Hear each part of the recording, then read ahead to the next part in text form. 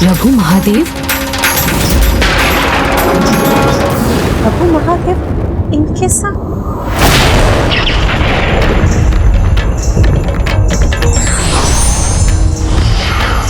विश्वास नहीं होता, पिताश्री असुरों के सहायक बन रहे हैं।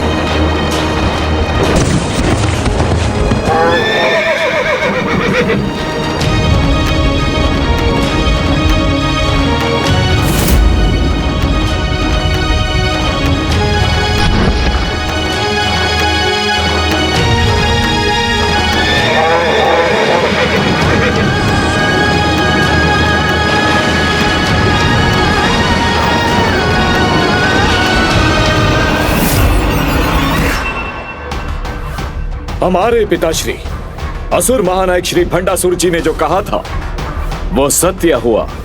ये नारी योद्धा और उनकी सेना रुकने पर विवश हो गई। ये तो मात्र आरंभ है, अभी तो अपने ये पग पीछे हटाने में भी विवश होंगे।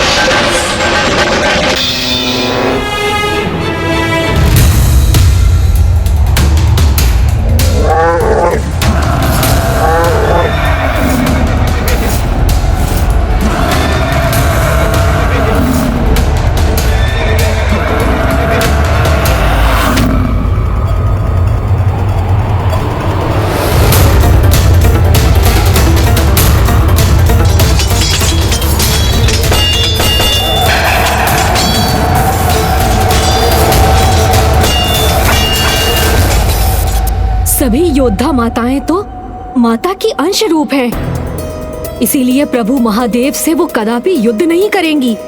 किंतु यदि वो पीछे हटी तो भी अनर्थ होगा, क्योंकि युद्ध के नियमों के अनुसार युद्ध स्थल में अपने पग पीछे रखने का अर्थ है अपनी पराजय स्वीकार करना।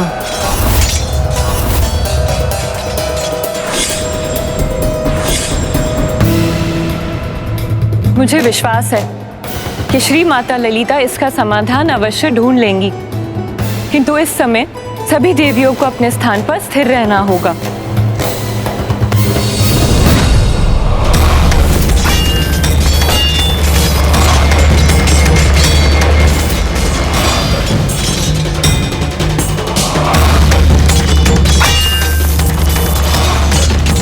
अब जब तक यहाँ पर युद्ध होगा, मुझे वहां अपने वास्तविक लक्ष्य तक पहुंचने का अवसर प्राप्त होगा। यहाँ देवियां शिव के साथ युद्ध में उलझी रहेंगी और वहां मैं अपना अनुष्ठान निर्विघ्न संपूर्ण कर लूंगा। ओम गणपते नमः नमः। ओम गणपते नमः नमः। गणपते नमः नमः।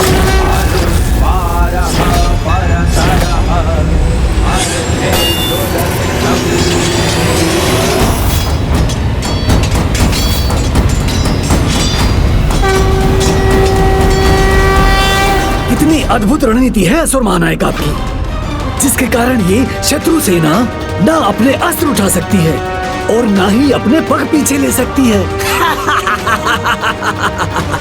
किंतु और कितने समय के लिए वहां टिकी रहेंगी ये देवियां? कभी न कभी तो पीछे इनको हटना ही होगा और तभी होगी इनकी पराजय।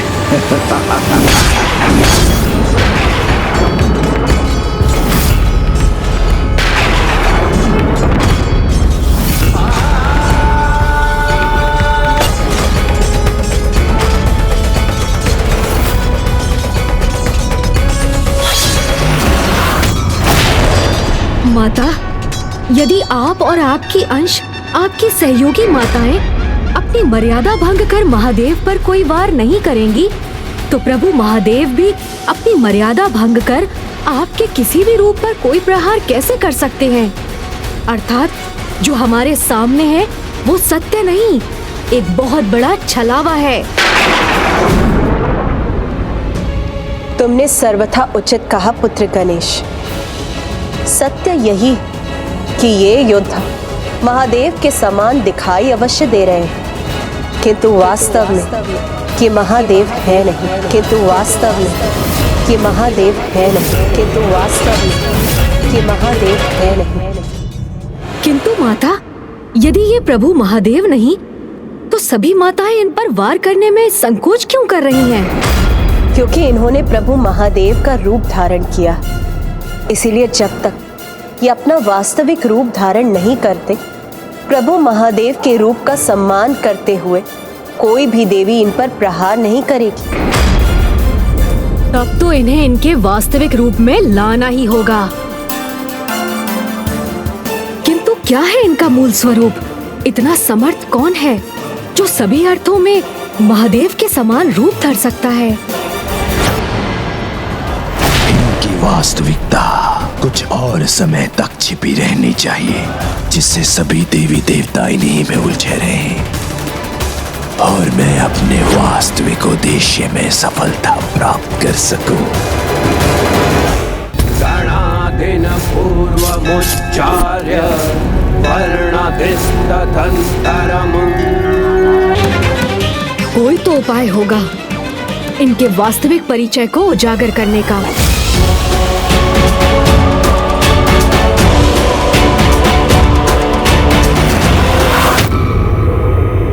सर्प का केंचुल?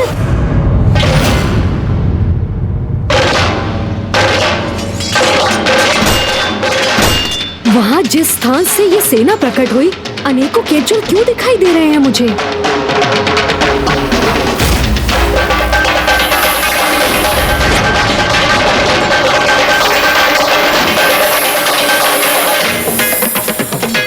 सर्प की जीवा है इनकी। माता, मैंने इन्हें पहचान लिया। ये तो नाग हैं, नागासुर हैं ये, नागासुर हैं ये।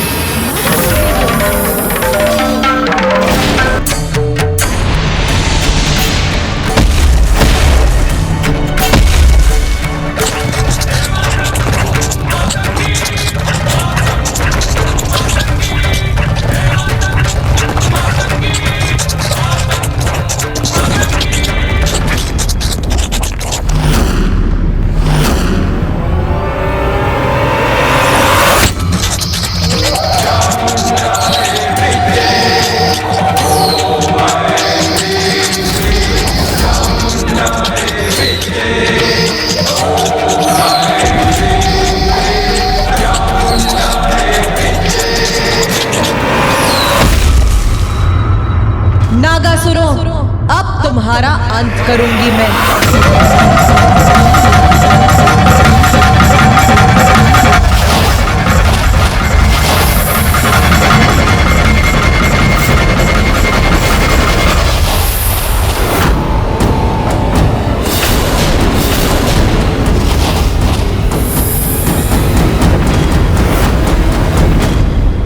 ये तो कामरूपी नागासुर है।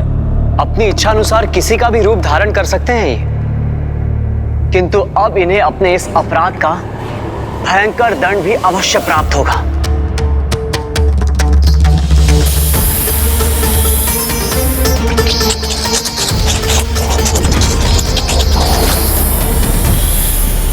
मेरे नागासुरों को पराजित करना इतना सरल नहीं होगा।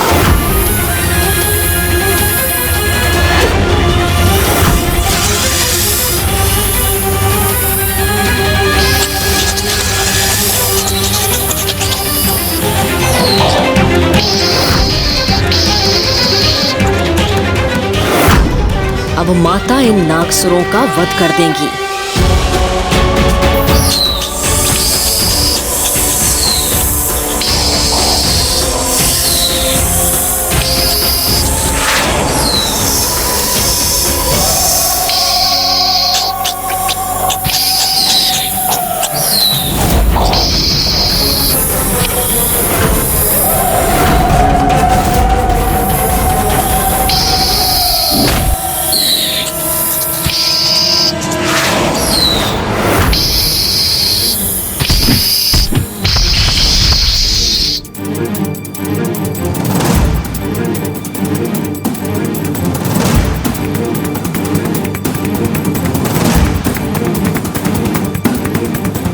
असुर महानायक, हमारे नागासुर तो इन देवलों का सामना नहीं कर पाए। अभी इन नागासुरों का अंत नहीं होने दूंगा मैं, क्योंकि अभी कुछ समय के लिए मुझे इनकी आवश्यकता है। नागपुत्रों, नागपुत्रों,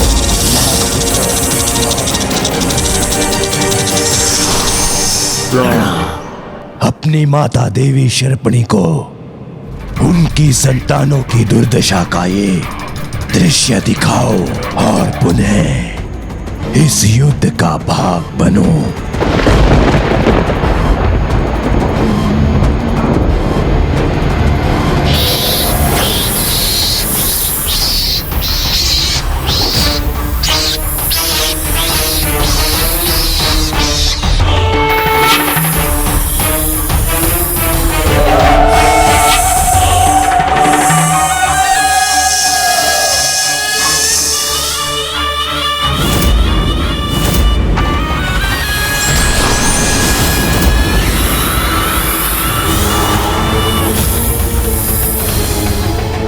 नागासुरों, तुम्हारी मृत्यु तुम्हारी प्रतीक्षा कर रही है।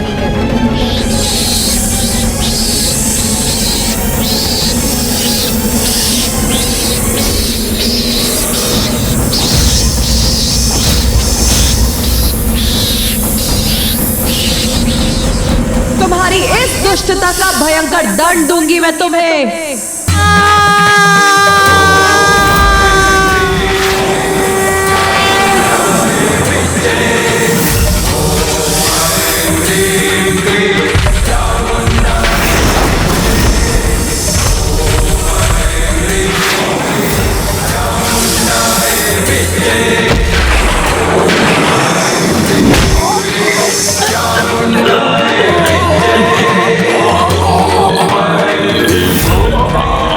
रुक जाओ।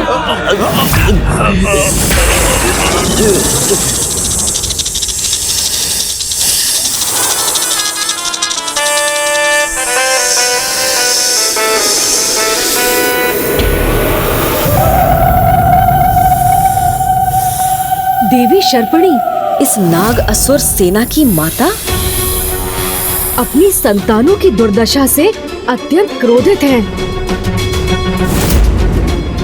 देवी शर्पिणी इतनी विशालकाय है कि इनसे युद्ध करना और इन्हें पराजित करना तो अत्यंत कठिन है।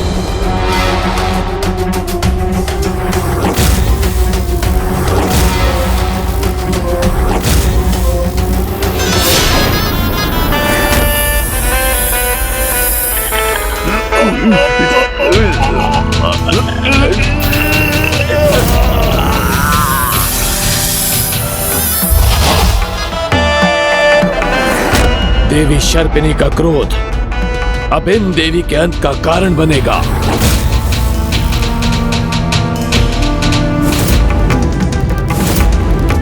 मेरी संतानों को और हानि पहुंचाने का दुस्साहस भी मत करना। इन्हें इनके काल से भेंट करने से अब कोई नहीं रोक सकता।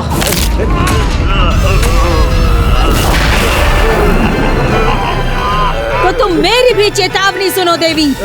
तुमने यदि मेरे पुत्रों को मुक्त नहीं किया तो मैं अपने भीतर के कालकूट विष से तुम पर और तुम्हारी सेना पे ऐसा प्रहार कर दूंगी कि तुम सब जीवित नहीं रहोगे।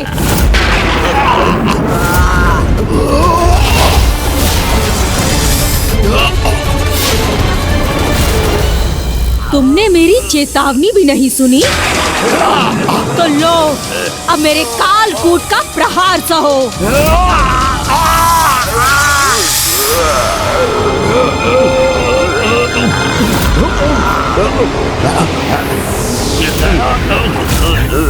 प्रभु महादेव की सहायता के बिना इस कालकूट को रोकना तो असंभव है। फिर माता नकुला उसका सामना कैसे करेंगी? अब यहाँ जो भी हो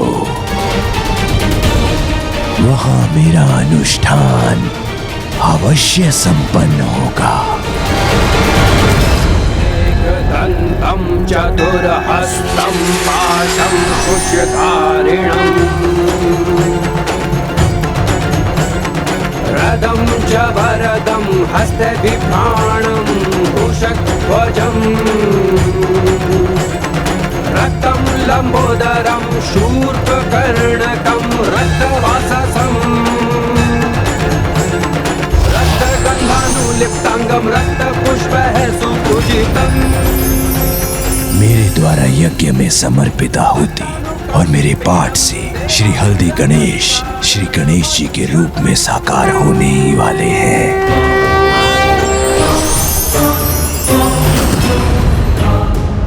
मुझ पर अब ये कैसा प्रभाव हो रहा है?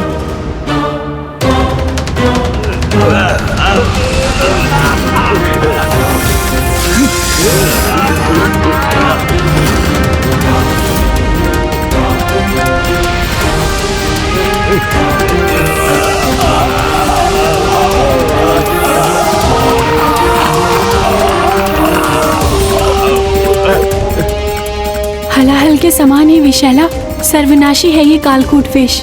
ये विनाशक विष देवियों तक पहुंचकर उनका कोई अहित करे, इसके पूर्व इसे रोकना ही होगा। किंतु पुत्र गणेश ने सर्वथा उचित कहा था, संसार के हित में हलाहल विष को अपने कंठ में धारण करने वाले एकमात्र प्रभु महादेव ही इस कालकूट विष का सामना कर सकते हैं। हे प्रभु, हे महादेव, तब तो एकमात्र आपका ही आसरा है। हलाहल विष के समान इस कालकूट विष के संकट को दूर करने की कृपा कीजिए। नंदी जी, स्वामी की ये मधुर मुस्कान मुझे ये ज्ञात करा रही कि श्री माता ललिता और उनकी संपूर्ण सेना कालकूट विष का सामना करने के लिए सामर्थ्य है।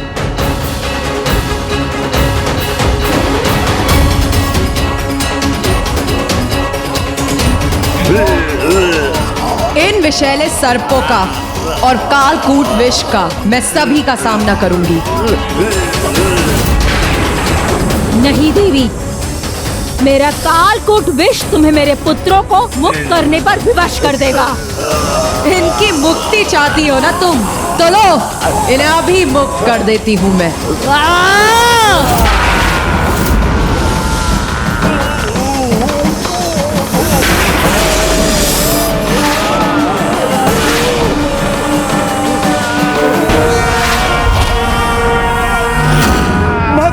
माता, हम अपने आप को बचा नहीं पा रहे हैं। माता, बचाइए हमें। माता, हमें बचाइए। माता, कालकूट विष हमें भी नष्ट कर देगा।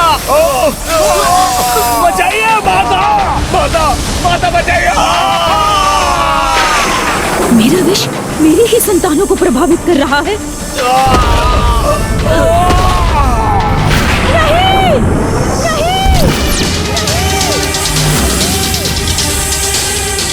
मेरे ही विष से मेरे पुत्रों की दुर्गति की तुमने। अब तुम अपनी दुर्गति के लिए तैयार हो जाओ।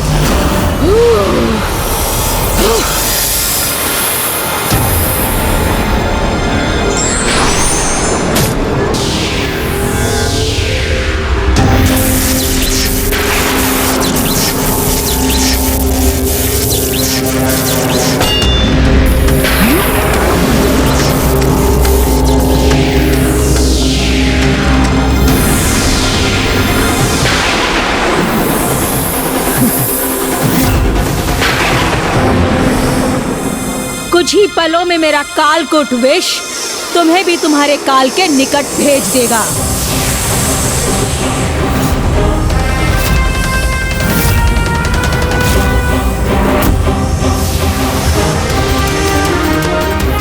शीघ्र कोई उपाय न सूझा तो माता नकुला और हमारी सेना इस कालकूट विष से प्रभावित होने लगेंगी।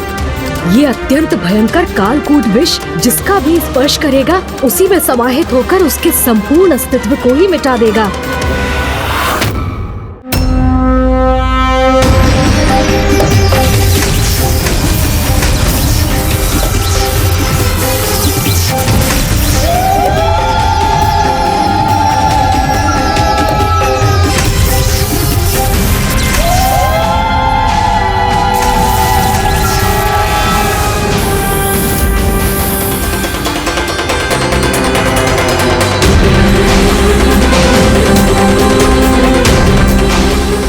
विषैली सर्पों का अंत करते हैं उन देवलों की माता हूँ मैं। तुम्हारा ये भ्रम कि तुम मुझे क्षति पहुंचाओगी तुम्हारे इस कालकूट विष के साथ उसका अंत कर दिया है मैंने, और ये प्रमाणित कर दिया है कि तुम जैसी आसुरी शक्तियों का विष धर्म हित में कार्य करने वाली देवी शक्तियों के सामने टिक नहीं पाता।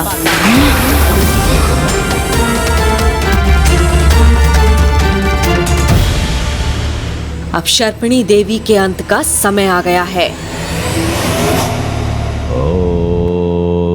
गण गणपते नमः।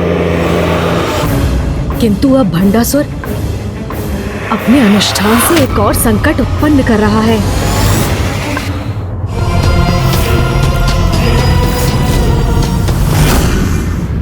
अर्थात इस धूर्त भंडासुर ने 2 रूप धारण किए हैं, जिससे उसका एक रूप यहाँ सभी को युद्ध में व्यस्त रख सके और दूसरा रूप वहाँ मेरे आवाहन हेतु गणपति अथर्व शीर्ष पाठ संपन्न कर सके। किंतु मुझे विवश करने के इस प्रयास में इसे मैं कदापि सफल नहीं होने दूंगा। ऐसे समय में मुझे दृढ़ता से यहीं स्थिर रहना होगा। इन देवी ने नागों की माता देवी शर्पणी को भी निरुत्तर कर दिया। चिंता मत करो पुत्र, अपनी संतानों का संहार और कालकूट विष का नाश देखकर शर्पणी का अपार क्रोध अब इसे और भी भयानक बना देगा। देवी, मैं अपने पुत्रों के अंत का प्रतिशोध अवश्य लूंगी।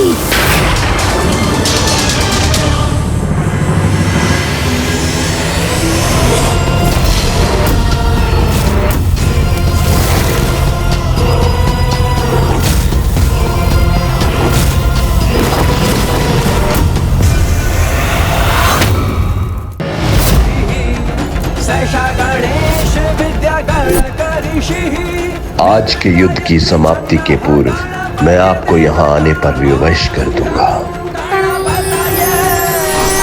भंडासुर के पाठ के प्रभाव से दूर रहना होगा मुझे। भंडासुर की पूजा के कारण पुत्र गणेश का विचलित होना मुझे भी व्यथित कर रहा है। तुमने मेरे पुत्रों को, मेरे कालकूट विष को नष्ट किया ना, किंतु मुझे नष्ट नहीं कर पाओगी।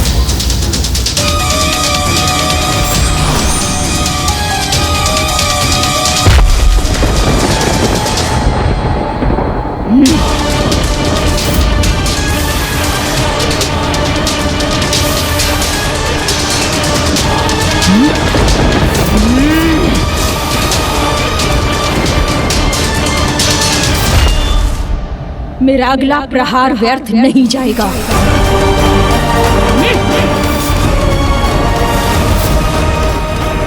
नहीं शर्पिणी, अब जो व्यर्थ नहीं जाएगा वो मेरा प्रहार होगा।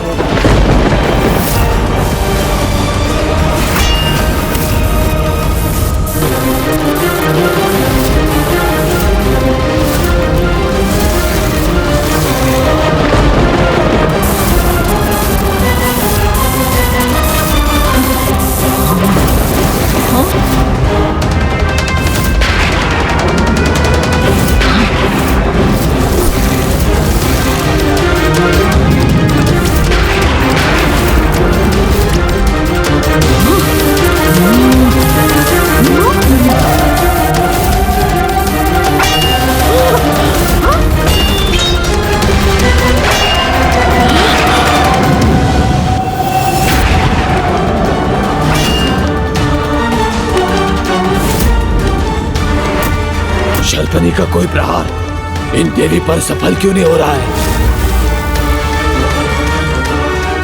देवी नकुला का बार बार शर्पणी को आहत करना अवश्य इस युद्ध में उनकी भावी विजय का ही संकेत है।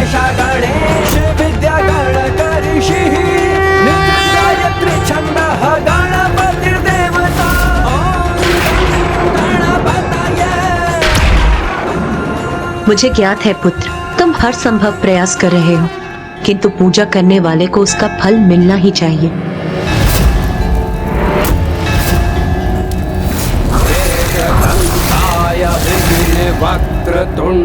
किंतु माता, मैं यदि भंडासुर के पास जाने के लिए विवश हो गया तो मुझे क्षमा कर दीजिएगा।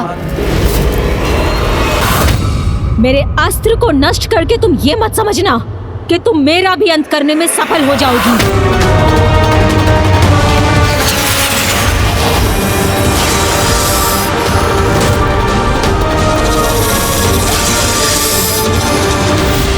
शर्पिणी का क्रोध अब मारक प्रहार करेगा इस देवी पर। तुम्हारे साथ तुम्हारे इस मिथ्या विश्वास का भी अंत होगा।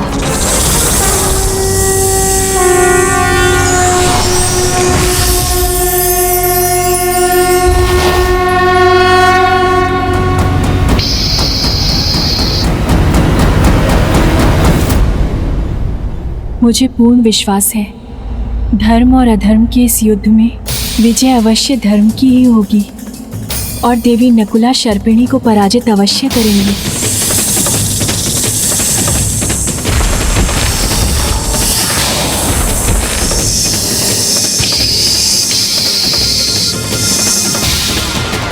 भंडासुर की पूजा के सामने मेरे लिए यहाँ रुक पाना अत्यंत कठिन हो रहा है।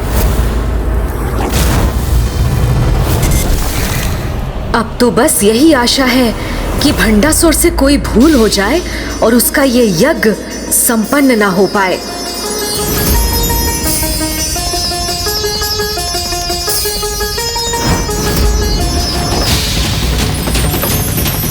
नहीं, मेरी पूजा समाप्त होने से पूर्व यज्ञ की सामग्री समाप्त नहीं होनी चाहिए, नहीं तो अनर्थ हो जाएगा।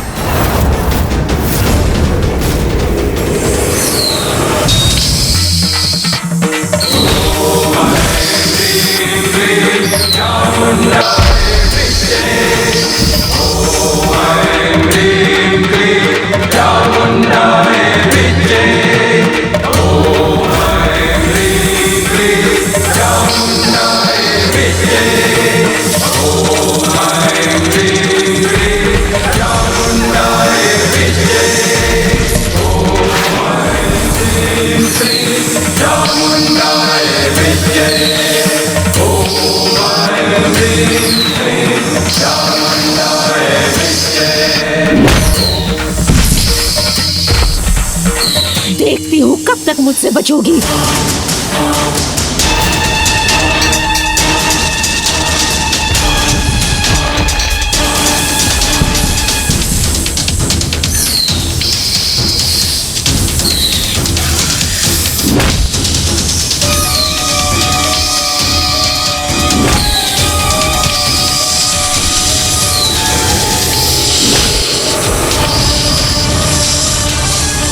प्रहार की सफलता शब्दों से नहीं उसके प्रभाव से ज्ञात होती है।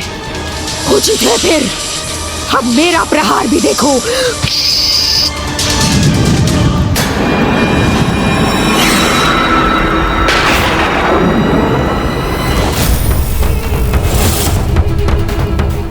मेरी यज्ञ सामग्री समाप्त हो गई।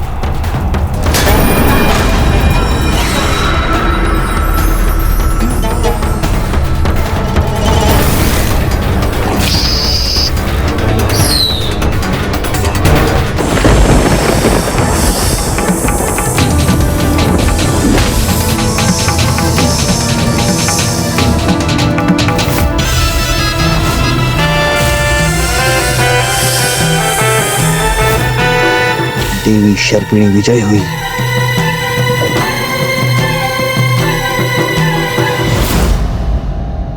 ये कैसे संभव है? पाप की छाया भला पुण्य के प्रकाश को कैसे पराजित कर सकती है?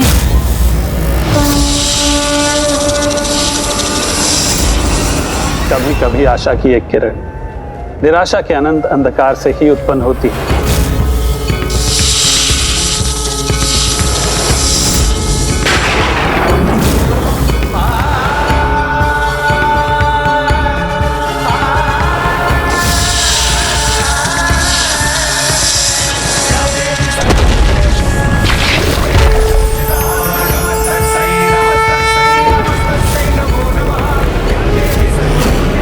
शर्पिणी का वध कर दिया इन देवी ने।